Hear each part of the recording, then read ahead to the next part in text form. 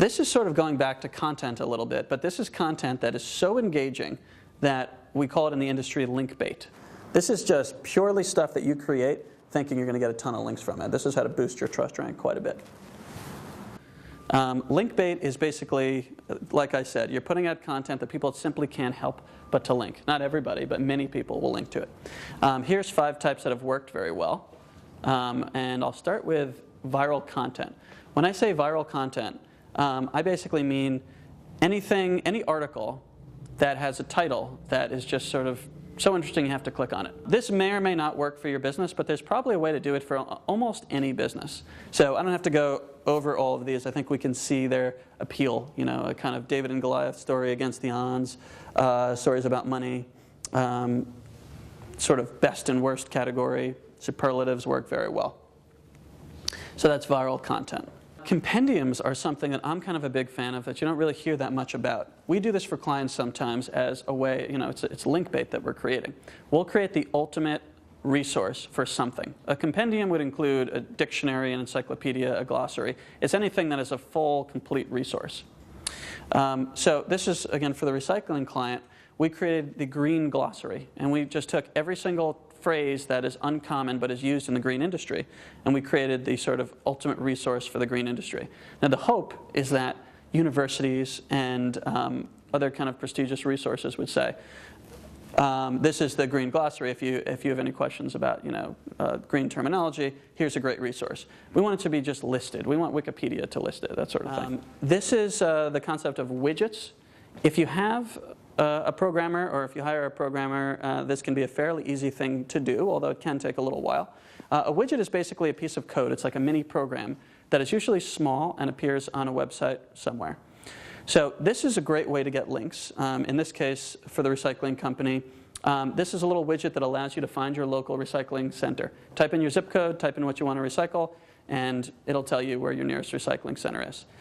It's something that is useful for green audiences. So what we did is we just reached out to the top, you know, 30 or so sites that cover the environment, and we say, we'd love to put this widget on your site. I think it would help your audience. We don't say anything about a link. And a lot of them are like, oh, this is great. This will help our audience, just free. The only thing it has is a little logo at the bottom. The logo is a link. So I think they spent like $6,000 or so on creating this. But they got a ton of links from it, and that's what they did. And not just links, but exposure. People click onto the website. So we did a partnership actually with AT&T to put this on one of the sites that they have. And we got really deep into the negotiations. It was like 6 months of negotiations. And finally they were like, it's perfect. We're just going to take out the logo, just quick thing, and then we're good. And we were like, I'm sorry, that's a deal killer. But it's interesting that, you know, that link is such an important part of the widget for a lot of people. So one of the best pieces of link bait I've ever seen was a widget. It's a website called statcounter.com, which used to be really popular. It just basically is this tiny little counter that goes at the bottom of your website, tells you how many hits you have on your website.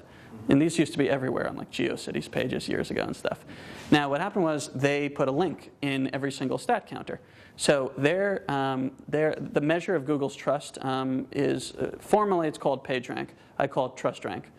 Their PageRank was like a 9 out of 10 or something like that. They were amongst like 100 sites on the internet in terms of how much Google trusted them because of the sheer number of links they got, because everybody was using it. So that's one way that widgets can work out very well. If you can think of a clever widget that is a good sort of business development tool, it also acts as amazing link bait. Contests, I think it's pretty clear why contests might be interesting or link worthy, but if you just give away a free iPad or something, you're going to just go into that mass of free iPad contests. So you wouldn't want to do something like that. Contests easily can get trite. These people I thought were interesting because they came up with the unique idea of burying $10,000 worth of gold in New York City somewhere, and then then they have clues all over the place that they hide, and you have to, you know, treasure hunters go out. It cost them $10,000 to do this, and they created something that's fun, like a truly fun, interesting thing.